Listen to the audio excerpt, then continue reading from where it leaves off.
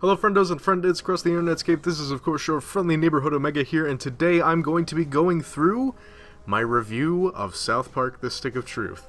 Now, I figured that after having finished the game, I would go ahead and give my thoughts on the game objectively, try to steer away from anything that would be subjective or my opinion on the game, and just tell you what I find to be the good parts of the game, the bad parts of the game, and overall whether the game is, well, worth it. I suppose now, about 2 months later, the price tag has gone down, but you can pretty much just make the decision on your own based off what I say. Or don't, and watch someone else who's more competent at reviewing. Technically, this will be my first review, so if I get anything wrong, I will probably try to correct it, or you could, if you could, leave a comment, something telling me I'm wrong, again, check my fix, or whatever, but without further ado and a little less pandering, let's go ahead and get started. So, what do I think is good about the game? What are the good points about South Park: The Stick of Truth? So, I think the thing to remember when looking at South Park is to keep in mind that this is an RPG, of course, so we have to kind of rate it against the merits of other RPGs, and more specifically, it's a turn-based RPG. In my life, I've played maybe 1 or 2 turn-based RPGs. I played, what was it, Earthbound at when I was younger, and then again recently when I got an emulator and started playing it again, after having watched some videos and remembering the old Gygas fight from the is it the Cave of the Past? I think it's the Cave of the Past. And I'm not that big of a fan of turn-based strategy. I find it a little bit too slow for me. I like how you can be methodical with it. You can plan out all of your moves and plan out all of your abilities and just have everything click in a sequence and then have the opponent go and then have a little bit of time to react to what they're doing.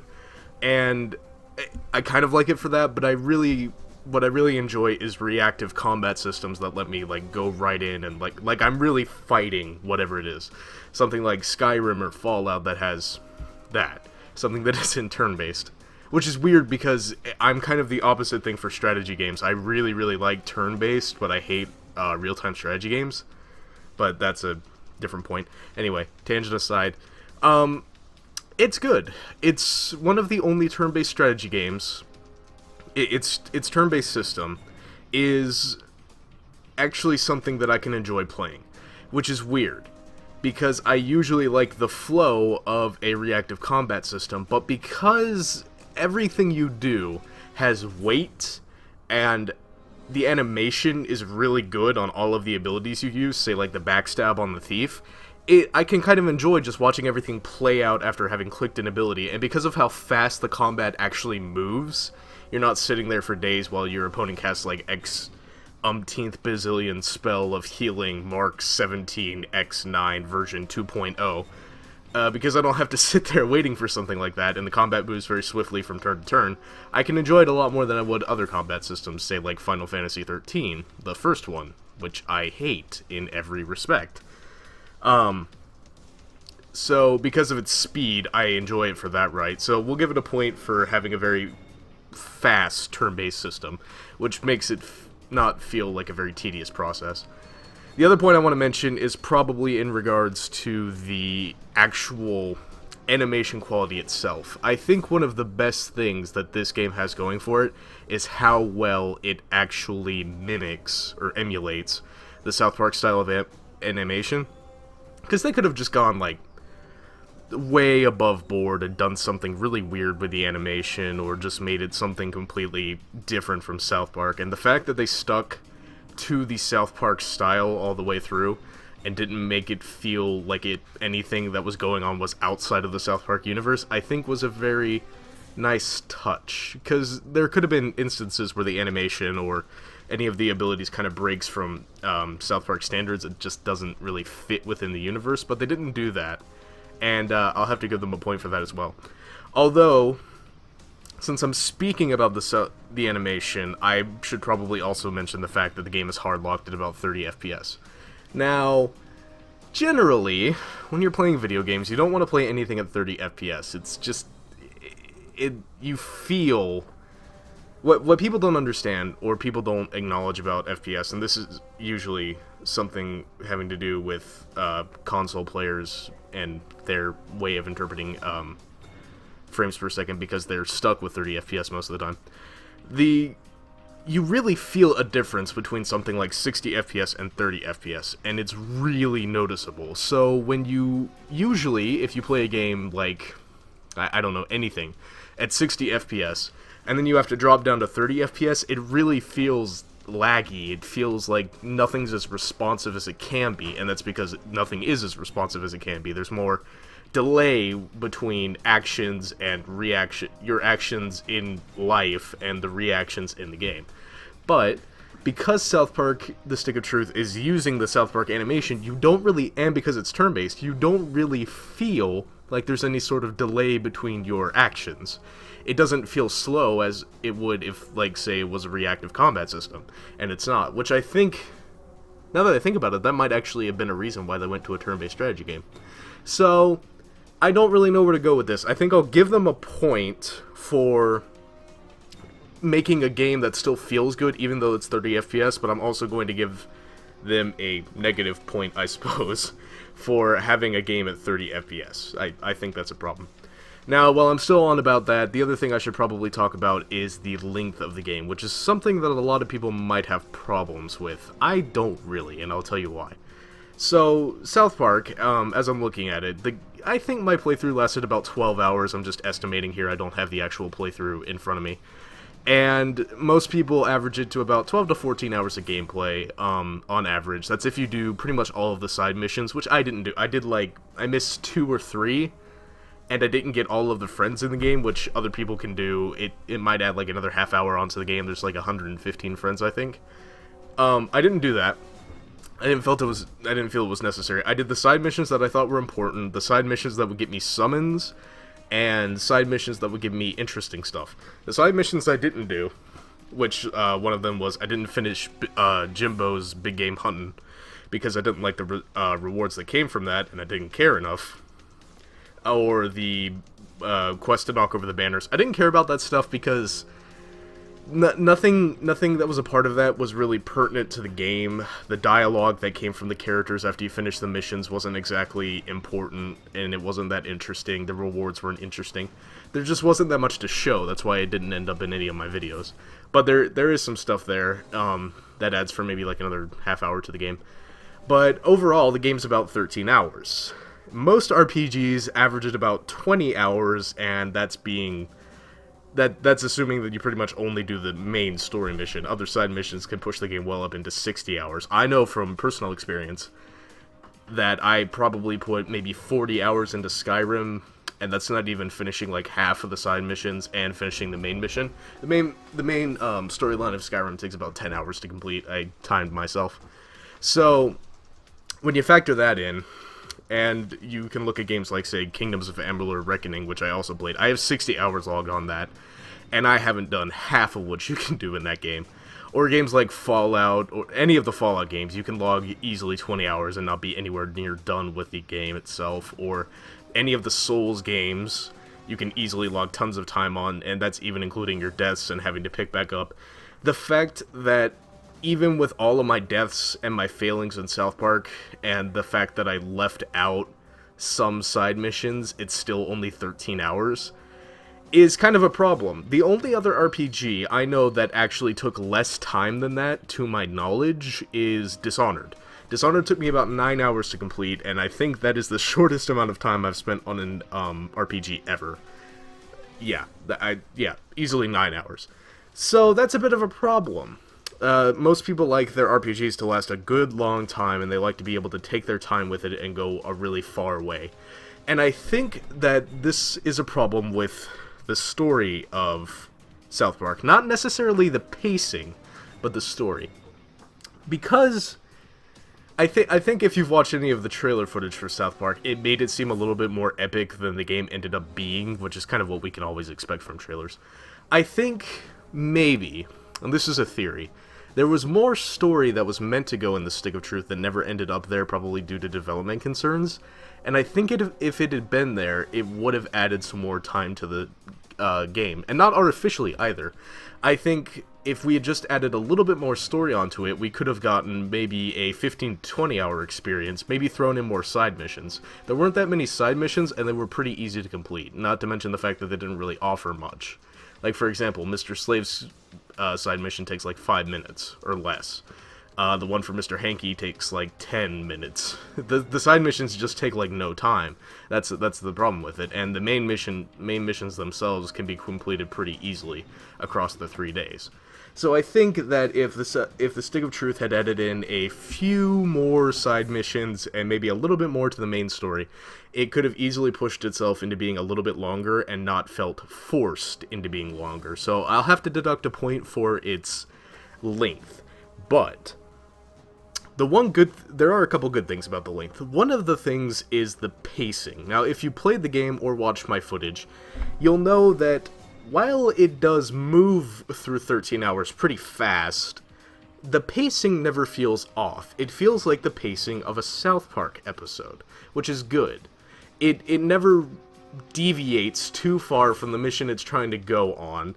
It keeps the flow of the game moving at a pretty consistent pace with only a few hiccups here and there, and it never feels like it's either making you slow down too much or speeding you up too much. You never feel like you're rubber banding around the story itself. The only parts that are really a problem that I've seen are probably the one instance, and I brought this up in my video, the one instance where Kyle asks the player to go out and recruit the girls, which takes up the majority of the 3rd day because you have to go help them and go into Canada and do a bunch of silly missions like that. And that takes maybe like an hour or two, I think, based on the time I spent doing it. And he mentions that he will go get 2 other factions because they need like 3 more. But I think it would have benefited. The pacing would have helped a little bit. The pacing would have been a little bit better if he had just let you go get those other 2 factions, and that would have added more time onto the game. But other than that, the pacing is flawless in the Stick of Truth. You never feel like the game, or anything in the game, any story elements, any environments, any enemies, nothing feels like it ever overstays its welcome. And that's really good, and that's hard for games to do a lot of the time. Because when you end up in certain RPGs, and this is a problem RPGs have that often add to their length artificially, as I said before, that's a problem that you want to avoid. Certain RPGs have moments where you have to grind or do a bunch of pointless side missions to advance to certain areas. Examples on my examples before are examples of this as well. In Souls games, you'll likely have to grind for souls or to try to get certain weapons in order to make sure that you can actually handle another area.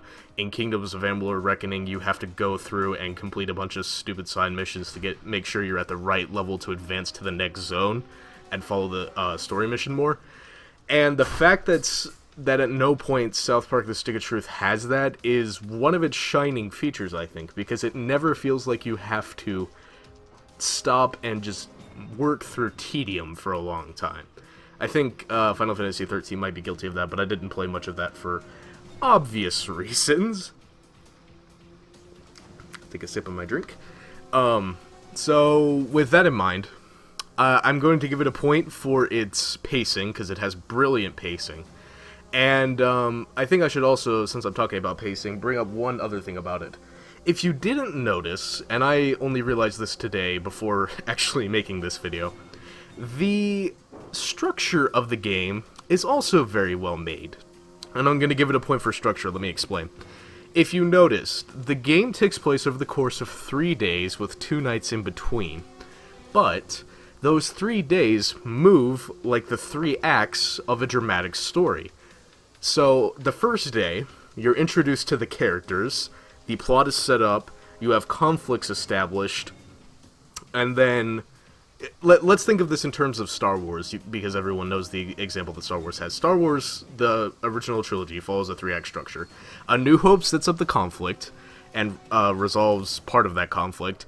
Empire Strikes Back brings the characters to their lowest points and establishes new drama, and then Return of the Jedi completely finishes off with all of the drama that's gone on, redeems all the characters, and brings the story to a conclusion. That is exactly the same structure that South Park follows. In the first day, characters are established, enemies are fought, some resolution is found.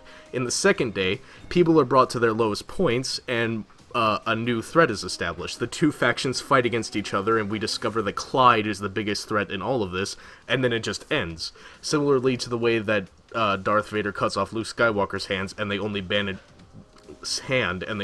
manage to get away on the Millennium Falcon.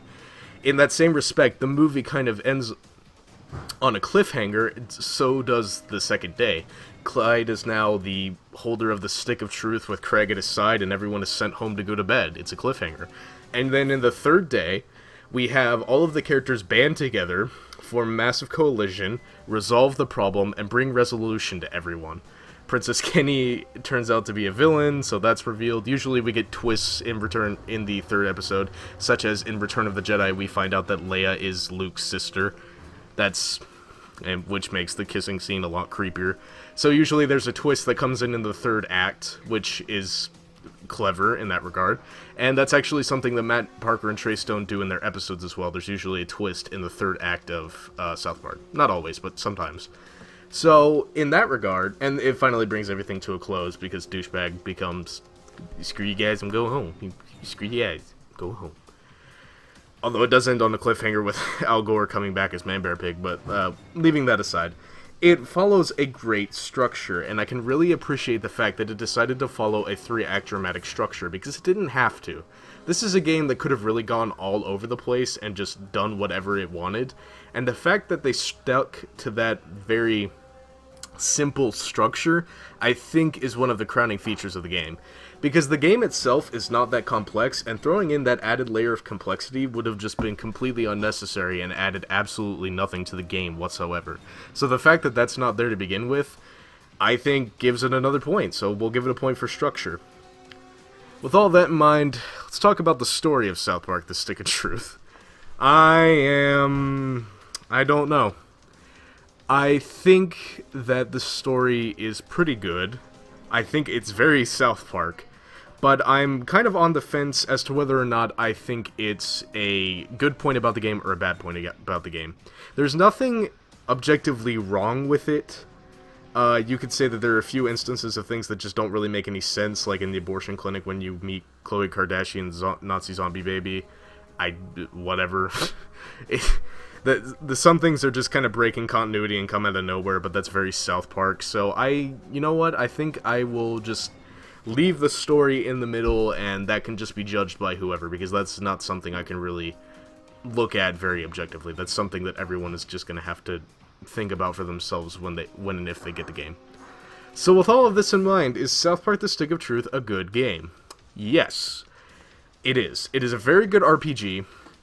It's a good game for what it is, and even if you're not in the South Park loop, pick it up at some point. It's 13 hours, but it's a very interesting game, and if you don't like turn-based strategy like I don't, it might actually change your mind about turn-based strategy. Like, after playing this game, I might actually test out some turn-based strategy games like Final Fantasy and whatnot, because I never played those games because I hated turn-based combat systems. But now that I know that they can be done right, just by making the turns move a little bit faster and more fluidly, I'm going to give them a shot. So I suggest that if you like RPGs and you like turn-based combat systems, and of course if you like South Park, go pick up the game. You might have fun with it. If you don't like the plot, then you don't like the plot, but that's kind of up to everyone. It's going to have some weird moments, but it's got a good structure. The game is paced very well, and it's pretty fun. So that's my thoughts on South Park: The Stick of Truth, and I guess I'll see you guys in the next Let's Play or whatever I do. And I hope this review was enjoyable for you. See you next time. I'm going down south, I'm gonna have myself time. Friendly faces everywhere, humble folks without temptation. Going down south, I'm gonna leave my woes behind. And we're parking donuts, people spouting howdy neighbor. Heading on up south, I'm gonna see if I can't unwind. Come on down south, I'll there meet some friends of mine.